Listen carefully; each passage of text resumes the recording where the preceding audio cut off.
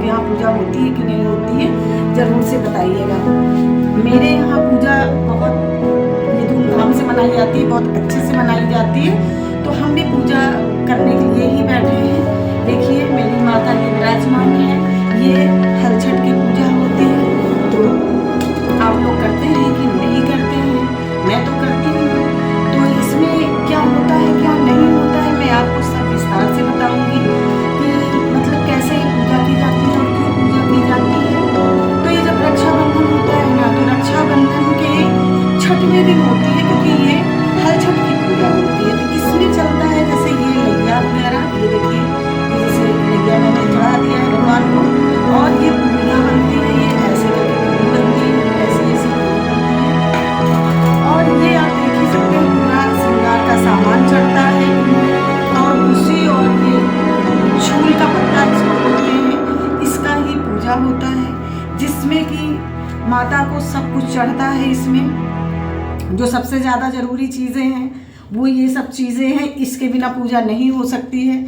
और यही लैया चढ़ती। और इसमें जो खाने की बात करी जाए तो दोस्तों फलाहारी कुछ नहीं खाया जाता इसमें खाया जाता है तालाब का चीज़ खाया जाता है, जो पानी में पैदा हो, यानी कि जोते बोए का नहीं खाया जाता दोस्तों। इसमें मैं अकेली हूँ, कोई वीडियो मेरा बनाने वाला नहीं है, वीडियो शूट करने वाला मैं खुद से कर रही हूँ।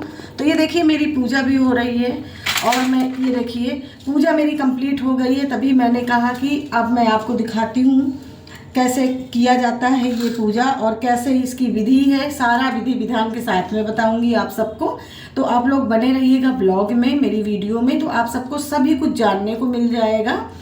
तो दोस्तों इसमें ये जो मैंने बताया यही सब चढ़ता है। और दही और दूध का सेवन आप कर सकते हैं, लेकिन गाय का दूध आप नहीं खा सकते हो, गाय का दही नहीं खा सकते हो, आप भैंस का दूध और दही खा सकते हो। क्योंकि ये खास करके बेटे का पूजा होता है, बेटे का व्रत होता है। क्योंकि जो निसंतान हैं, जिसकी औलाद नहीं है, अगर ये पूजा करती हैं तो मेरा मानना है कि उनकी गोद बहुत जल्दी भर जाती है। तो जो नहीं भी पूजा करते उनको पूजा करनी चाहिए। अगर उनको नीड है कि बच्चा नहीं है, उनके घर आंगन में किलकारियाँ नहीं गूंज रही हैं, गैस जिसके पास बेटा नहीं है, तो आप लोग इनकी पूजा हल छठ माता की पूजा कर सकते हैं। इनकी कृपा से आपके घर आंगन में भी एक सुंदर सा बालक जरूर खेलेगा।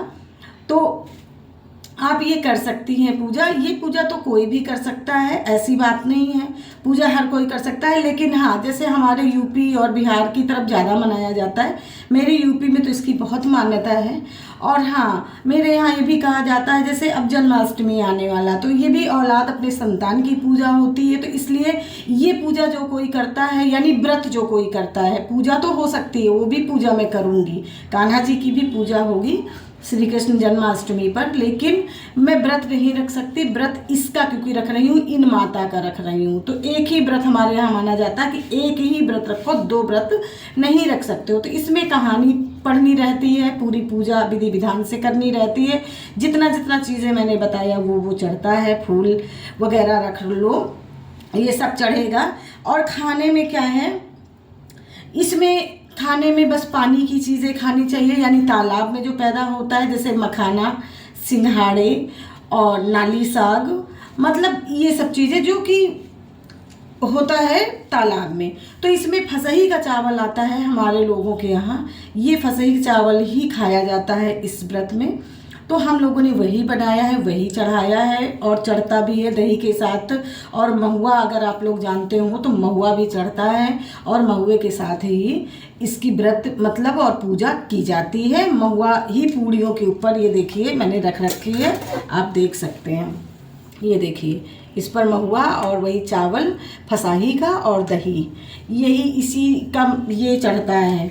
और प्लस आपको मैंने दिखाई चुके हैं कि जो ये सतनज़ा होता है, ये 7 नाज होते हैं, इसमें एक अनाज नहीं है, इसमें 7 तरीके का अनाज होता है, यही पूजा में चढ़ाया जाता है।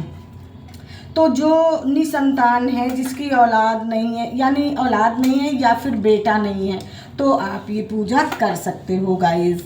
इस पूजा से माता जी प्रसन्न होकर के माता जी आपको आशीर्वाद देंगी, और माता जी की कृपा से आपके घर आंगन में जरूर बच्चे की किलकारी गूंजेगी, माता किसी को निराश नहीं करती हैं। तो माता की पूजा मैंने कर दिया है।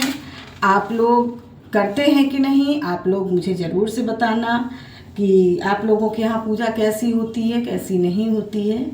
हम लोगों के यहाँ ऐसे ही होती है। तो माता रानी सबको सुखी रखें और सबके घर आंगन में बच्चे की किलकारी गूंजे, यही विनती करते हैं हम अपने लिए भी कि मेरे भी बच्चे सुखी रहें और मेरी यूट्यूब फैमिली के बच्चे खुश रहें, सुखी रहें, सबके घर आंगन में, सबकी गोदी में संतान हो, प्यारा सा सबके घर आंगन में बच्चों की किलकारी हो। तो गाइस, अगर जिस माँ के पास बच्चा नहीं है, जो भी मेरी बहनें परेशान हैं, एक बार ये वाला व्रत ट्राई करें। मैं ज़रूर कहूँगी आप लोग व्रत करिए, पूजा करिए और माता से मान लीजिए कि जब मेरे भी घर आंगन में लालन की गूंज आएगी, मेरे घर लालन आएगा, बच्चा आएगा, मुझे भी आप मेरी भी झोली में लालन की खुशियाँ दे दोगी, तो मैं भी पूजा करूँगी, व्रत करूँगी और अपनी सुहागनों को बुला करके मैं पूजा करूंगी और सुहागनों को खिलाऊंगी भी। तो उसमें भी खिलाने का विधि बताया गया है दोस्तों। यही फसाई का चावल और दही, हम लोग जब पहला बच्चा होता है बेटा, तो हम लोगों के यहाँ इस दिन 7 सुहागनें न्योत करके बुलाया जाता है और उनको अपने घर में जिमाया जाता है, यानी खाना खिलाया जाता है। खाना यही चावल और दही खिलाई जाती है। तो दोस्तों, आप लोगों से अनुरोध है कि अगर आपके यहाँ भी ऐसी कोई दिक्कत है, जिसके निसंतान है या बच्चा नहीं है, तो आप लोग ये पूजा कर सकते हैं। बहुत अच्छी माता हैं ये, बहुत मान्यता वाली हैं और भगवान करे, माता रानी करें कि सबके घर आंगन में खुशियाँ लेकर के आए। तो हैप्पी हलचट, सभी को हलचट की ढेर सारी शुभकामनाएं।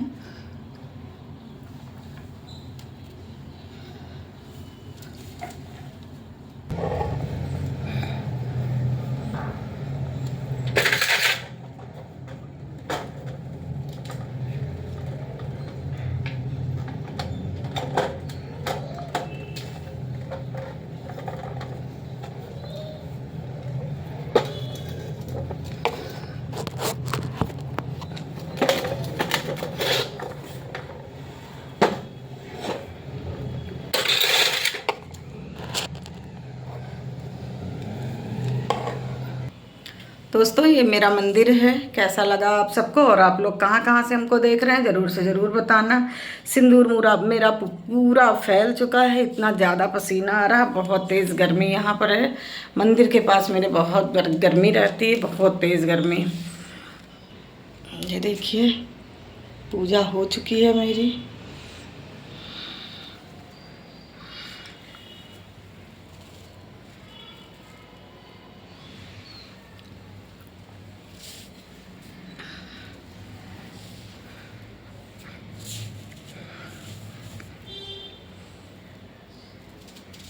मेरी देवी देवता सब विराजमान हैं यहीं पर। ये देखिए, आप देख सकते हैं। यहाँ पर बहुत गर्मी होती है दोस्तों, तो मैं ज़्यादा आ नहीं पाती, मैं नीचे ही पूजा कर लेती हूँ। बाकी मंदिर मेरा यहीं पर है, सभी देवता मेरे यहीं पर बैठे हुए हैं।